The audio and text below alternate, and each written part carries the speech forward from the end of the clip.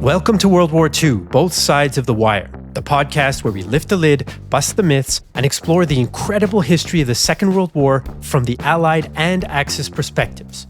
I'm Jesse Alexander, a public historian specializing in the history of the two world wars. And I am Matthias Strohn, German officer, professor of military studies, and author. In today's episode, we'll dive into the peak of the partisan war in the Soviet Union, the massive campaign against German logistics and rear areas in 1943 and 1944, and the violent German response. Hi, Jesse. Here again, another week, another podcast, as I keep saying. So this is now our third episode on partisan warfare on the Eastern Front.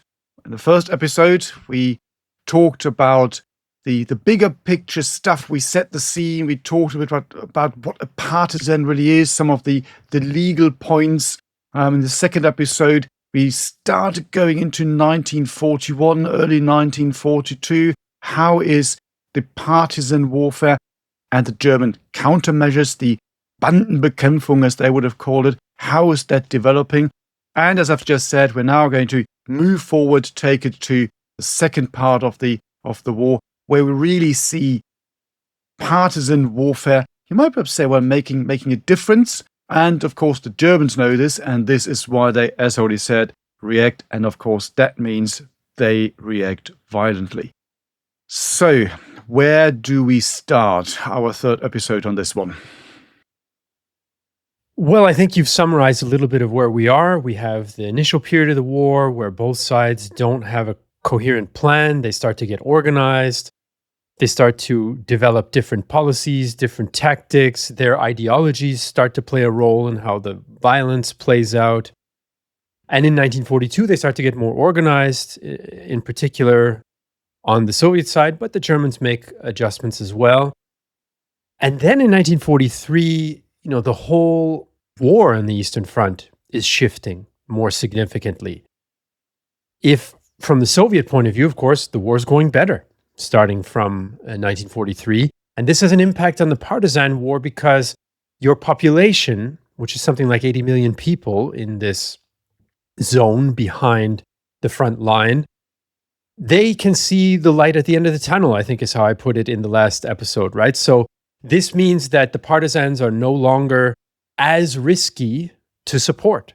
And many millions of Soviet citizens, of course, supported the partisans, sheltered them, helped them, gave them clothing, food, assisted in whatever way, shape, or form, medical, and all of that. But there is an element of fear. Not everyone was keen to join the partisans for different reasons, one of the main ones being fear of the Germans, what's going to happen.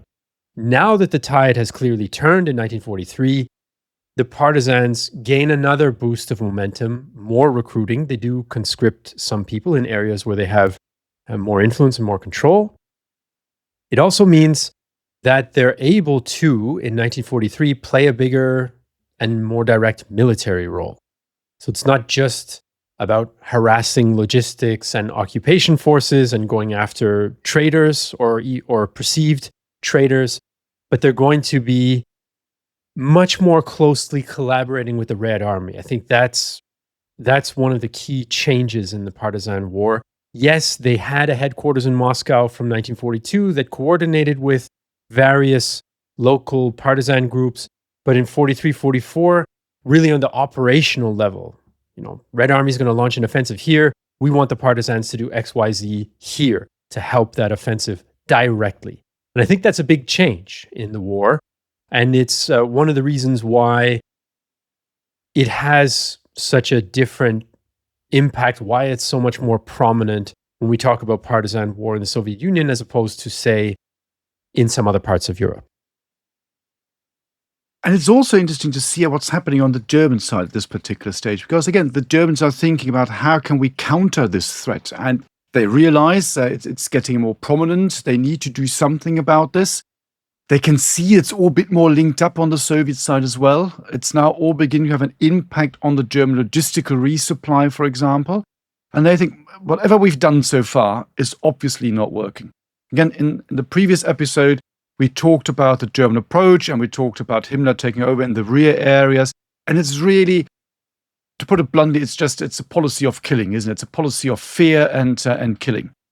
And they're now beginning to realize, you know what, this is not good, this is not working. So all we're doing here is we're basically deterring more and more of these people. In the early stages of the local population, in the early stage of the war, they thought it doesn't really matter.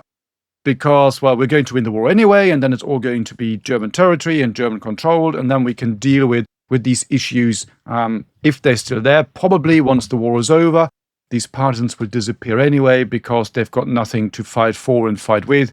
They will have realized that, well, Greater Germany will be, well, the eternal power in the East, and Bob's your uncle. They're now realizing that's not working. So we need to do something different. And there have been a number of people already in 1942, and particularly Army Group Center, one of these Korps, the Kommandant Rückwärtige Gebiete, military person, he said we need to change this. And it's more about hearts and minds. So this great phrase that people are familiar with, for example, campaigns in Iraq and Afghanistan in recent years, well, that's a term that's been used left, right, and center. And so we need to win these people over. We can't just keep killing them or basically just pushing them away and pushing them into the other camp. That is a bit silly. To begin with, no one really likes the idea. Then, particularly in Army Group Center, in some of these areas, the German troops are given a bit more of a free hand. It's okay, well, try and test your ideas. What is it that you can do? What can you come up with? And what they do in a number of these is that they completely change the approach. They're now trying to win over the population because they realize that if we are, in inverted commas, nice to them, they will support us, not the partisans. We talked about that again in the previous episode. They're between the rock and the hard place. Whatever they do, it's wrong anyway. If you bring them over to your side, that's quite a good idea. And they come up with the concept of what they call Wehrdörfer. So what's a good translation? Defensive villages? Is that yeah, I think so. Yeah, you could say fortified villages, fortified. There was, didn't the Americans have a village policy in Vietnam? What did they call it? And that's exactly where I'm leading. That's exactly where I'm leading. What did they call it? I forget the name of it, but that would have been the perfect thing to name this. Anyway, yeah, so defense villages, whatever. Yeah. So basically, because you've already given away the punchline, this concept that the Germans are developing here in the Soviet Union is a concept that is then studied, adopted, you might say, nicked by both the French in Algeria in the 1950s and 60s, and by the Americans in Vietnam. I mean, there are lots of other things that the Americans adopt. For example, the Germans are also the ones who find out that if you want to find people hiding somewhere, the best dog for that to sniff them out, of course, is a German Shepherd. So they use that particularly to sniff out Jews or what have you. The Americans then use the same approach, of course, in Vietnam. So you can see very interesting links that you find in that as well. Similar results at the end of the conflict too. But that's also very true. Yeah. And so what's the idea behind it? So the idea is that so you've got this area here and you understand that you can't really control all of this yourself. You simply don't have the resources to do that, particularly as you're now going to the second stage of the war and lots of things happening on the front line. You're running out of manpower anyway. There's no hope, no chance that you will get more troops on a permanent footing in the rear areas. So why not make it so that the local population becomes more or less self-sufficient, whether it's agriculture, but also from a point of security. And you, as the Germans, basically just have oversight over this. And this is what they do. So they create areas in which you have these defensive or fortified villages. You actually give the population weapons. So that's complete game changer, you might say, from in particular 1941. You give them outdated, not the best, of course. Give them some weapons, and you tell them, so yeah, if the partisans come, I'll basically fight them. You inform us. We are somewhere around because, I don't know, one battalion is supporting a number of these villages, but we are then the local force that can be sent out to support you, and together we are going to defeat the partisans. And by the way, you're also getting your self-sufficient government approach at your own local area. So more or less, you can do your own thing, in a nutshell, to say quite flippantly. And that works really, really well for quite some time. And in some of these areas, particularly in the Ukraine, where that's being done, the partisans are suddenly having a very, very hard time because the locals realize if we do this, this is actually much, much better for us. So we have the support of the one side and we can do something against the other side. So, yep, that works for us. Again, we talked about the allegiances that the local population have. So that is actually a very, very clever concept that they use. They then, the Germans then, of course, in good German fashion, they then realize or think that, you know what, giving weapons to all these people, maybe not a great idea. In some areas, again, there is this the huge debate, and people say, no, it's working really well. But what you then have is that this local system is, to a degree, you might say, overwhelmed by what you already mentioned. So this more coordinated Soviet partisan approach. And of course, what the Germans do well here, they then completely negate by having a number of large counter-partisan operations, where they send in troops, sometimes even troops withdrawn from the front line, into these areas where they know there are big pockets of partisans, and they launch these big operations, basically then circumvent operations, with conventional forces, quite often even supported by the Air Force. So some of these are really big. A number of divisions are being used to encircle the partisans and basically root out this particular problem. So that's something that you see a lot in 1942 and early 1943. I mean, we don't want to go through all these different operations. Listeners and viewers, if you're really interested in the detail, well, maybe just Google them, have a look at them. So, for example, you have Operation Munich, Operation München, Operation Bamberg, so both cities in Bavaria. So that's March, April 1942. Operation Hanover, that's May, June 42. Operation Vogelsang, June, July 42. And perhaps the most famous one, Operation Zigeuner Baron, Gypsy Baron, after, I think it's a Strauss opera, isn't it? That's May and June 1943. You can see it's all in this particular period. So they're trying to combine the winning over the population with rooting out this problem. But of course, what they then do when they're trying to root out the problem is that, again, so completely behave in the wrong way that they're cheating off the populations there. And another problem is that some of these units they're using now got frontline troops who are not really used to this type of warfare. They don't really want it. But you also bring in some of these special SS troops. The most famous, infamous one, probably to be Brigade Dirlewanger. We can talk about it in more detail later on, but that is just a bunch of actual criminals. I mean, in the archives, I once looked at all the files of the Operation Dirlewanger. It's just, it's scary stuff. It really is scary stuff. The people were scary, and what they did was scary. And we can talk about Dirlewanger a bit later, maybe, because I know I've been talking for quite some time again. So I'm going to throw it back to you, Jesse, to take us to wherever you want to take us.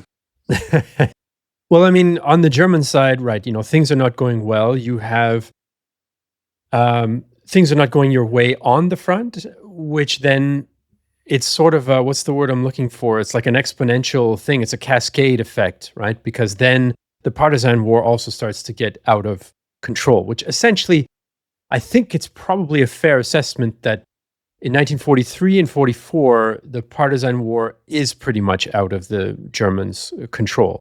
The Germans are also trying to survive, in a sense, in order to keep their frontline forces fighting. They form different units. Jagdkommando is a generic term, I guess, for a lot of different units. But in English, of course, it gets some people excited because it sounds quite dramatic. Hunter commandos that are part of some of these anti-partisan operations. I was quite interested because I didn't know before preparing for this podcast that they used air power in their anti-partisan actions in some cases. I mean, that's quite serious. Germany is short of air power. So if you're dedicating some air power to fight partisans, it's because for you, this threat is becoming nearly existential on the Eastern Front. And in 1944, anyway, the problem is so big that the Germans begin to regularly pull back troops from the front. I read a reference now. I don't know exactly how this author came to this calculation, or if, Matthias, you would see it the same way or not. But I read that by 1944, there were about as many troops in the rear zones and involved in anti-partisan operations, probably very broadly defined, as there were on the front line. Now, that struck me as maybe a bit of playing with numbers a little bit, but it certainly speaks to the general point that there are a lot of German resources, which are scarce, that are going into partisan warfare. I don't know. What do you make of that claim?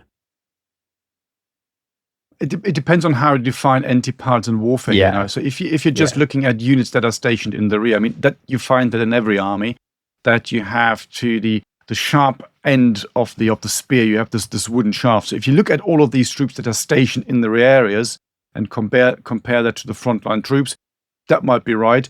My personal guess would be that when you just look at these troops engaged in the fighting against the partisans, then you're nowhere close. What you do find, of course, and I've said and you've said it again, is the fact that sometimes, particularly when you have relatively quiet moments on the front, that they begin to withdraw frontline troops to clear the areas, bring in the air force, do these encirclement operations, most of which don't achieve an awful lot, to be perfectly honest, because the partisans just basically just disappear to re-emerge then.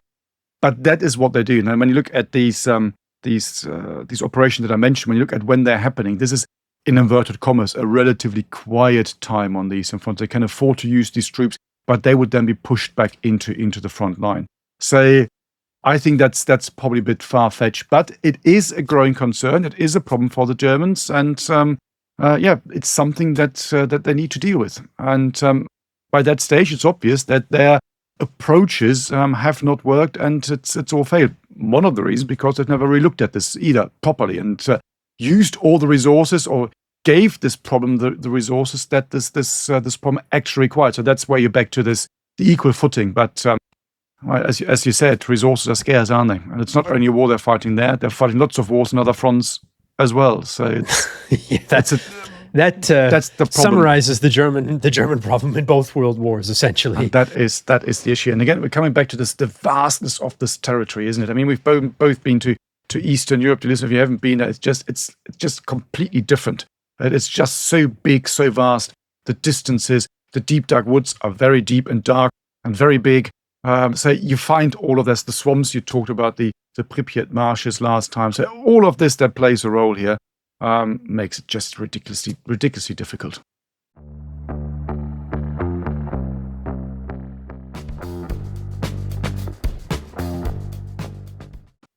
Yeah, I remember thinking about the partisan war when I was lucky enough to be able to spend some years ago, when the political situation was a little bit less bad than it is today. I was able to spend nearly a month in Belarus with the German War Graves organization there on a project to rebury some war dead that had been discovered much later, of course.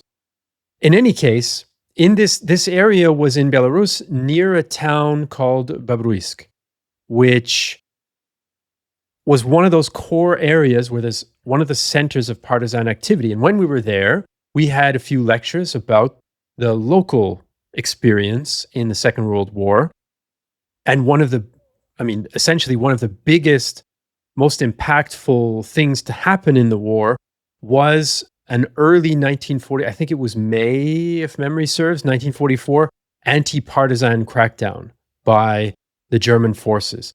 And there was quite some fighting in the area. A lot of German troops were brought in. One of the Germans who was a part of this group, his father was killed in that area around that time. He wasn't sure if it was in the fighting partisans or not. But having spent some time there, outside of the city, in villages, we went swimming in the Berezina River. You can really feel that geography. It is endless. In many ways, and this also I felt traveling in Russia by bus, by minibus, by train. It kind of feels like Canada in some ways, in terms of the vastness. It just never ends. There's another forest, there's another bog, there's another whatever. So this really characterizes the warfare. And of course, is one of the reasons why the Germans can't get a handle on it, which is one of the reasons, in addition to ideology and some of the other things we've talked about, why the Germans kill so much.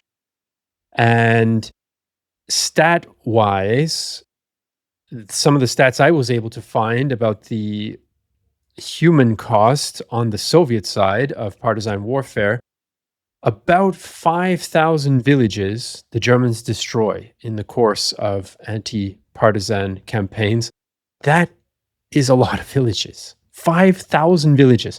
There's this famous theme in Soviet memory of the Second World War that's focused on Belarus, and it's the destroyed villages. You'll see memorials to this. They talk about this. It's one of the ways where that they can focus on a particular thing to remember the suffering of people living in Belarus in the Second World War. And it's this idea of destroyed villages, that they lost a quarter of their population in the war and a quarter of the villages, and so on and so forth. The estimate I found was something like 300,000 Soviet citizens are killed by the Germans in the course of anti-partisan campaigns. That's a small proportion of the total number of Soviet citizens who die in the war, which is something like 25, 27 million. But for the anti-partisan campaign, that's a whole field army worth of people who end up being killed in this partisan campaign. So the scale is massive, no question about it. It is, and again, it's also the way it was done. Say, because they are civilians, aren't they? It's not like they are fighting force. The people we're talking about now, we talk about the proper partisans. It's different. But that again reminded me of the Dirlewanger files that I looked at in the German archives. I said I just went through all the files because they're here. Let's have a quick look. And some of the reports there were so atrociously awful, really, because in one of these operations you would send in this brigade, and then in the after action report it said something like successful counter or anti-partisan, anti-bandit as they would have called it, operation, executed 3,000 partisans or bandits, seized 3 rifles. I still remember that. So if you shoot 3,000 people and seize three rifles, I mean, that tells you quite a bit about what actually happened. And that, of course, is another, is this sheer brutality that you find. And when you look at some of these troops at least being used. I mean, we talked about this in this episode and previous ones. It's also this fear factor that you probably find on both sides, which might lead to some overreaction, to put it mildly and nicely. But also you get some real, well, what's the right word? There's no better word than nutters for people who get used there for exactly that reason. I mean, on the German side, the most notorious, infamous unit really is this Dirlewanger brigade. So Dirlewanger, he's a criminal. He fights in the First World War. Relatively famous action because he makes his way back from Romania at the end of the war into Germany. I wouldn't say he's a war hero, that's far too strong. But he's already classed as a complete lunatic because there's a police report at the end of the First World War which says he's a mentally unstable, violent, fanatic and alcoholic who had the habit of erupting into violence under the influence of drugs. So that sets the tone quite nicely. And he's then tasked, cut a very long story short because there's no episode on Dirlewanger. He's basically tasked to go into the prisons and get poachers out of prisons and other criminals and form this brigade of criminals. And he is the worst of them. So he likes violence. I mean, there's stories that he has got lots of sex slaves, all this really weird stuff that goes on. And they just go around and on basically one killing spree after the other. Also involved then later on in the Warsaw Uprising. There are a number of very famous pictures. If you've seen pictures from the Warsaw Uprising, probably 2 of the most famous ones are from this brigade, Dirlewanger. There's one picture where a small boy walks away and you've got the German soldier standing behind. So, I mean, it's a different podcast. But again, you can see the particular type of person that you get there sometimes is also, it's just bizarre, the people that they choose. And then, of course, maybe, I'm repeat myself, on both sides, this particular type of warfare just lends itself to turn people even, what's the right word, nastier, bring the worst out of people. I mean, it's messy. We talked about, again, I think in a different podcast, we talked about films and we talked about Generation War, this miniseries, where you have this one German guy who's very anti-war to begin with, and then he takes part in anti-partisan actions later in the war. And he always says, I've always told you, war only brings out the worst in people. And so I think there's a nice example of where that seems to be very true. Does it always bring out the worst in people? Not quite sure. But as they say, human culture and good behavior is a very thin veneer. Yes, civilization is a thin veneer, as they say. I mean, war can bring out some of the best elements of people sacrificing themselves to help others or for a just cause, like it can bring out the absolute worst, which happens all too often, I'm afraid. There are some harrowing accounts as well of partisan units catching people who they think are traitors or collaborators, some of whom actually were traitors and collaborators. Of course, there were many of those. And the kinds of punishments they inflict are not for the faint of heart, all sorts of torture and things like that. However, to ratchet that depressing aspect slightly down a little bit, I mean, we're still going to talk about war, which is, not happy, but to move our episode forward slightly here, I wanted to talk about a couple of the more impactful and more well-known partisan campaigns, one in 43 and one in 44. And this is really what we mean when we're talking about they're working much more closely, much more directly with the Red Army. So the first one is called the War of the Rails, and it takes place in summer 1943.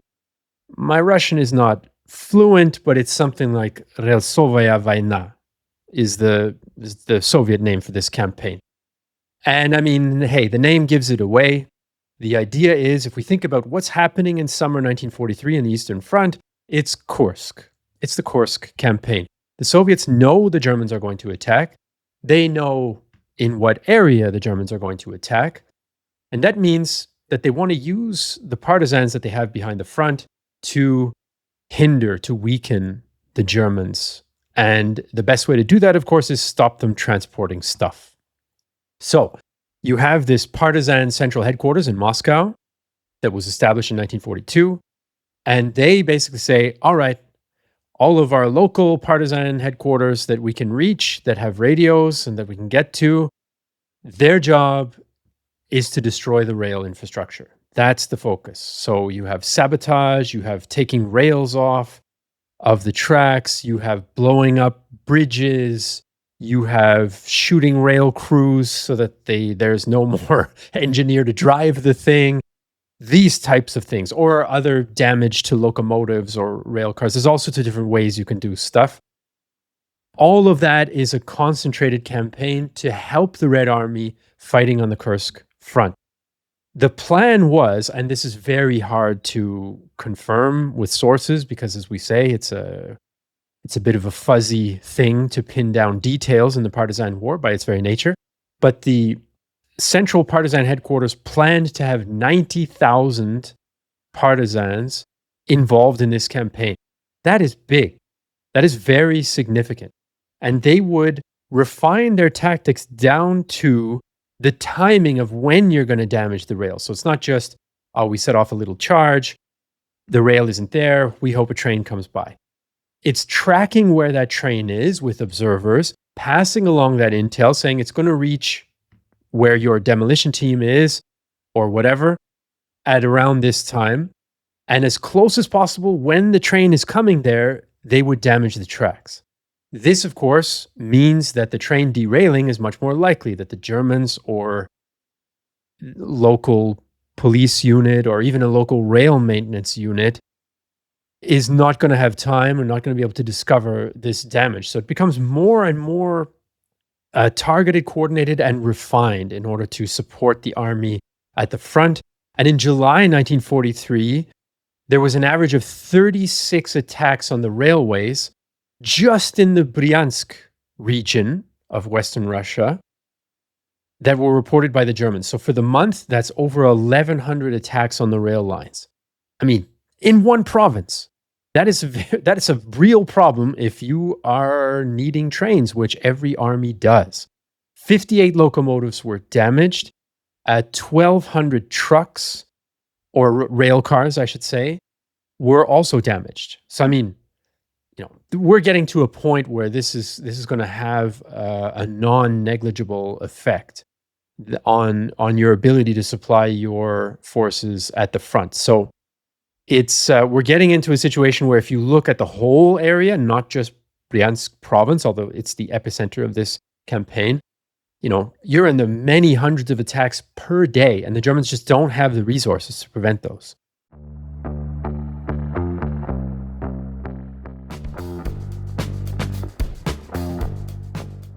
It's having an impact, isn't it? And again, it's interesting when you look at the timing of this whole thing, because it's not only for the Battle of Kursk itself, where the Germans are attacking, but it's aimed specifically at the Soviet counterattack. Because when the Soviets, of course, again, we talked about Kursk in a different episode, so we don't have to go into detail here.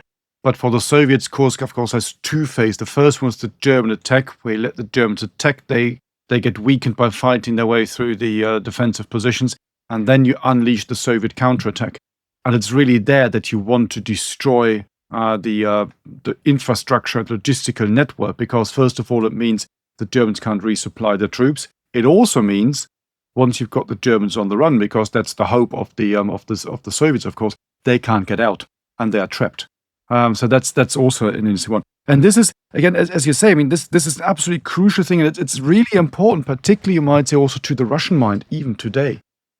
So because we're chatting about this also before and talking about where we're going with this, so I did a bit of a Googling as well, and I found a very interesting an entry here. So it says, for example, online, it was codenamed Rail War, involved 160 partisan brigades and separate units with a total strength of about 100,000 people in the Nazi-occupied territories, so on and so forth, goes on and on and on. 42,000, on the very first night, 42,000 rails were blown up, and by September the 15th, more than 200,000. 184 railway bridges were destroyed. As a result, enemy railway traffic reduced by 30 to 40%, which is probably a bit high. Other sources speak more of 20%. But the interesting thing is, it's not so much what it says here. It's actually where it comes from, because this is a Facebook entry from the Russian embassy in South Africa. So you can see even today, boom, they put this out. And something, again, that we normally, but people in the West, would not have heard of. Well, what's the railway war? What is partisans? Yes, but I'm not sure. And what role do they play? The only thing most people might have heard of, apart from the general term partisan warfare, they might have heard of the Marquis, maybe looked a little bit at, particularly for Western listeners, what the Marquis and the French resistance did in the run-up to D-Day, for example. But something like this, again, you can debate these numbers and these figures because it is a bit of propaganda in there as well. But the simple fact that they put this out not long ago, I think it was in March, if I remember correctly now, tells you what that means to, even today, to the Russian mind and the understanding of this campaign and how involved and how important the partisans were. And again, we've talked about this now a number of times. Is this only because of the military value, or is there something else? Is there the political link between the occupied territories, the motherland fighting, all these things that we've already talked about? You might also say, of course, it gives the people in the occupied territories. But in some ways, it makes it very difficult for them because they're between the rock and the hard place. But in particular, as you're now beginning to realize, you know what, probably the Soviets, so if you're Soviet, our Soviet troops are going to come back, you would want to be able to show that you did something really great against the Axis powers, because you know what's happening to people who don't do that. You know what happened to, well, later on, they didn't know that, well, we know this now, to Soviet prisoners of war who were basically sent straight to the Gulag because they didn't fight to the death. So if you can turn around and say, I blew up 15 bridges and that helped you win the Battle of Kursk, that in itself is a good thing, isn't it? So again, all these different layers and different aspects and facets that we have when we look at these things. Really interesting. Yeah, memory and the political uses of history after the fact are an absolutely fascinating topic that we keep returning to on multiple episodes in multiple contexts on this podcast, because it is so important. It really does shape what the history means to different people, for better or for worse as well, sometimes. And it's interesting you mentioned prisoners of war, because I have a note somewhere in my giant sheet of notes for today, lost track of it now, that Soviet prisoners of war were a group that were not only looked down upon by the authorities in Moscow, but also by the partisans. Because remember, the partisans, they start as Soviet soldiers trapped behind enemy lines, and they make the choice to keep fighting, whereas others surrendered. Now, whether they had the choice or not is obviously a bit of a complicated question, because sometimes you didn't have the option of running off into the woods and surviving and becoming a partisan. But these partisans, since they viewed themselves as, the true representatives in the occupied territories of the Soviet state and its ability to resist and all of that kind of stuff, you don't look too kindly on perceived cowards who surrender, because that's the Soviet line, which the partisans, in part, not saying every last one, but largely adopted. So there are fault lines all over the place. They were also no fans of, say, Crimean Tatars, for example, whom they also suspected of collaborating with the Germans, just as Moscow did. And then Moscow deported most of the Crimean Tatars in 1944, which is why they are no longer a significant or a majority part of the population of Crimea today. In any case, on the topic of major partisan operations, now that we've had a couple of intertwined tangents there, some of you out there have commented saying you love the tangents. Well, there partisan we go. warfare's We aim to messy. please. You've just had quite a few tangents wrapped into one. So, but the other campaign that I thought was interesting and worth mentioning on this episode happened in the summer of 1944. So we have the rail war to help with the big Kursk counteroffensive in the summer of 1943. Well, summer is fighting season, folks, as they say, especially if you got a bunch of tanks to move around. So, I mean, I guess that's changing a bit with drones. Now you need crappy weather to move in a tank. But anyway, that's beyond the scope here. So summer 1944, we did a very intense episode on the podcast quite some time ago now about Operation Bagration, the big Red Army offensive against German Army Group Center in the early summer, I guess, or midsummer of 1944. And there's a huge coordinated partisan campaign to support it. Here we have some figures again that are hard to pin down. Maybe something like 145,000 partisans in Belarus. Again, this is the epicenter of the partisan war, right, in Belarus, who are supposed to participate or who are claimed to have participated in this big operation just before Bagration, before the Soviet offensive gets underway. Again, the focus is railway sabotage for the reasons that Matthias laid out, where you need to be able to have your logistical lines. You need to be able to get ammunition to the troops, food to the troops, spare parts to the repair units. And if you can't do that, you're going to have a difficult time.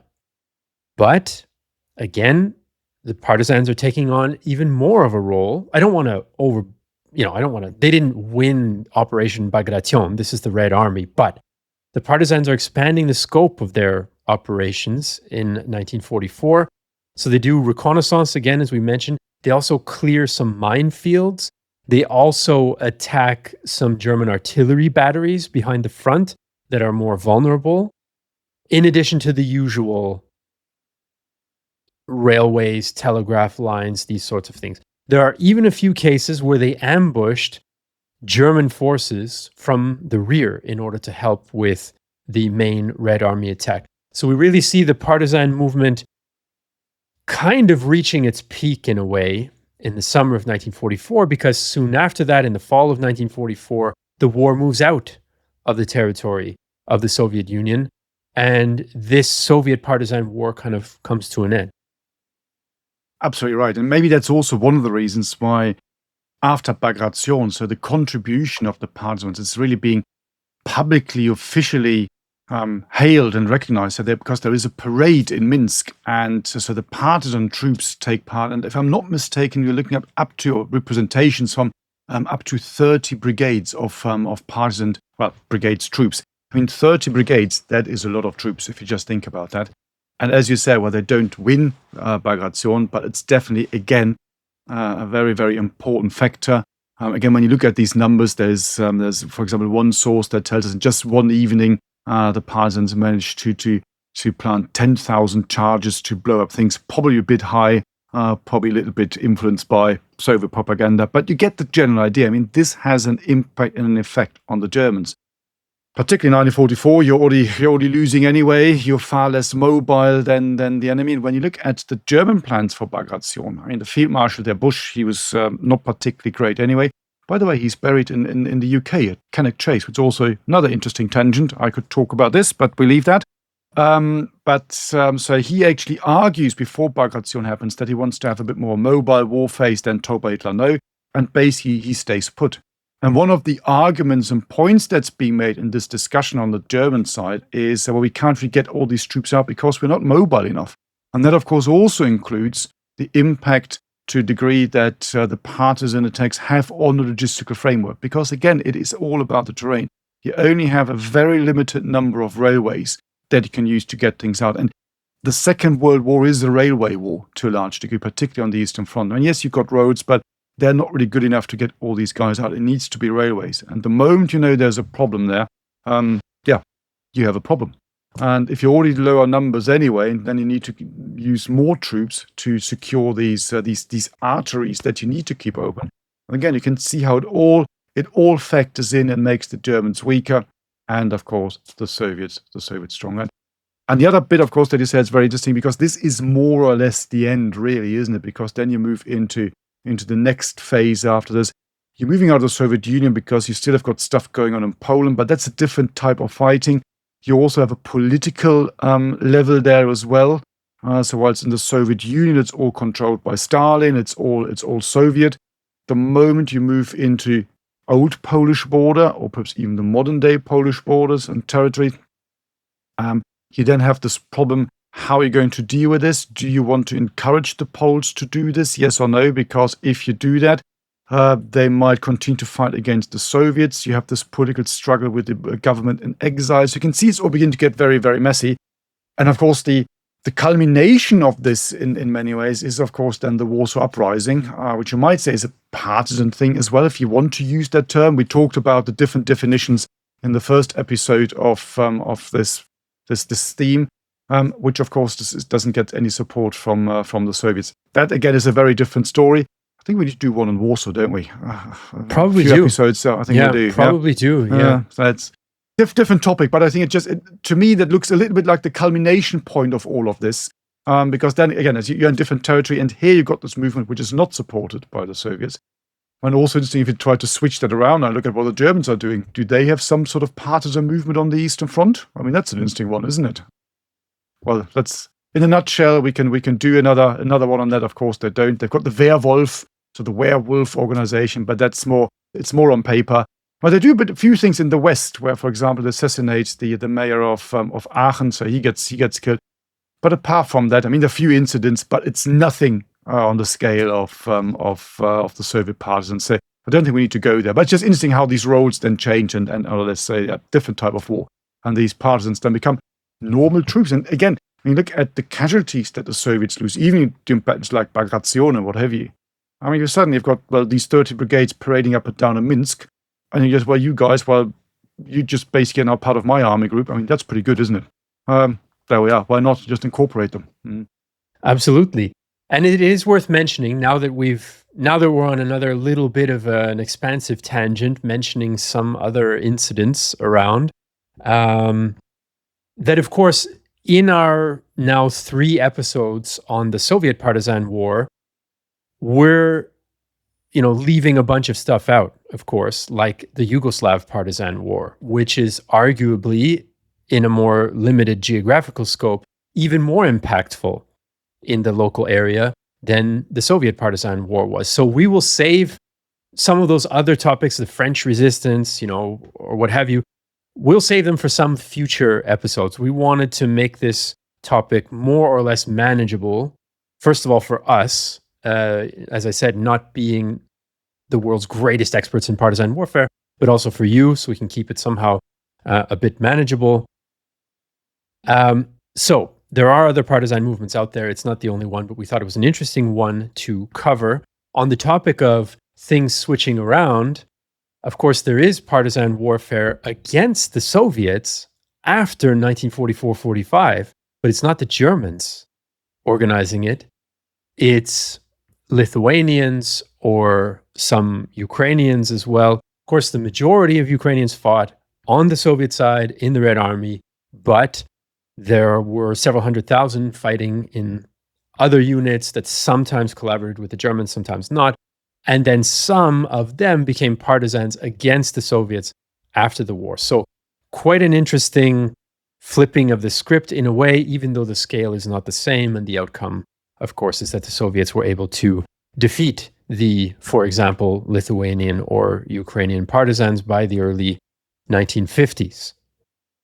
Matthias, we are now coming, I think, towards the end of our 3-part mini-series on Soviet partisan warfare. Do you have any closing thoughts you want to share with us? Well, maybe 1 or 2 comments and then a thought. I mean, the first comment, you said it just to re-emphasize the point, and we know this, dear listeners, well, we only covered a small part of partisan warfare, even partisan warfare on the East. I think in the very first episode, Jesse, you talked about the very different type, scale, character, and also nature of partisan warfare, for example, in the Baltic states. It's all very different, driven by politics, political reasons, all these things. You already talked about the Ukraine.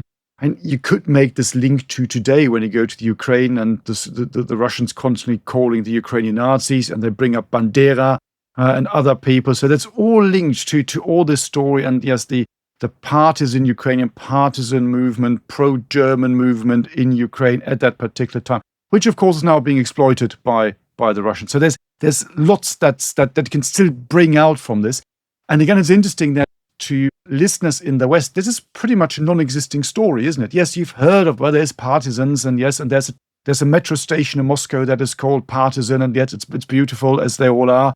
But that's pretty much it. But the ins and outs, and also the legacy of all this, also in that case, let's call it the Soviet for a better term now, even today, of the Soviet mind, because I just want to incorporate everyone who fought at that particular time.